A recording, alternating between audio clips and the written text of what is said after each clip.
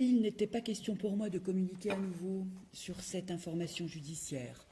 Et si je vous ai demandé de venir ce soir, ce n'est pas dans l'idée de participer à cette surenchère médiatique, ce n'est pas non plus, rassurez-vous, pour vous donner ou donner à la presse en général et à d'autres des leçons de déontologie ou de morale.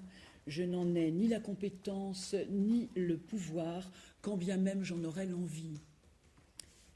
Je voulais juste vous faire part tout de même de mon souhait de voir la justice reprendre la place qui est la sienne, celle que vous lui aviez, au cours de ces 3 derniers mois, laissé prendre, en permettant aux enquêteurs de faire la lumière, et Dieu sait s'ils l'ont fait avec grand talent, sur ce meurtre et d'en interpeller l'auteur présumé.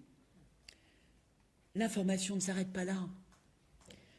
D'autres investigations doivent être effectuées, loin de cette terrible pression, à l'abri de ce qui la pollue, la détourne du chemin de la recherche de la vérité, à l'abri de ces violations répétées et inadmissibles du secret de l'instruction.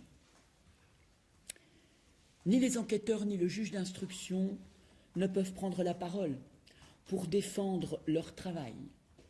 Alors, puisque la loi le permet, c'est moi, procureur de la République, qui la prend pour porter la voix de la raison au milieu de cette folie médiatique, qui oublie que derrière cette histoire qu'on déroule de manière aussi indécente se joue le destin d'un homme qui doit bénéficier de la présomption d'innocence, bafoué chaque jour depuis son interpellation,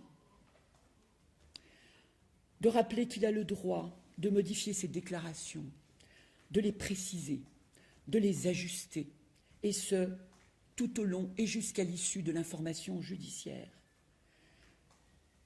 La présomption d'innocence que l'on bafoue, c'est aussi son procès que l'on fixe déjà, son profil psychologique que l'on évalue. Et c'est aussi lorsqu'il est affirmé qu'il sera déjà condamné et que la date de son procès est quasiment fixée. Juste rappeler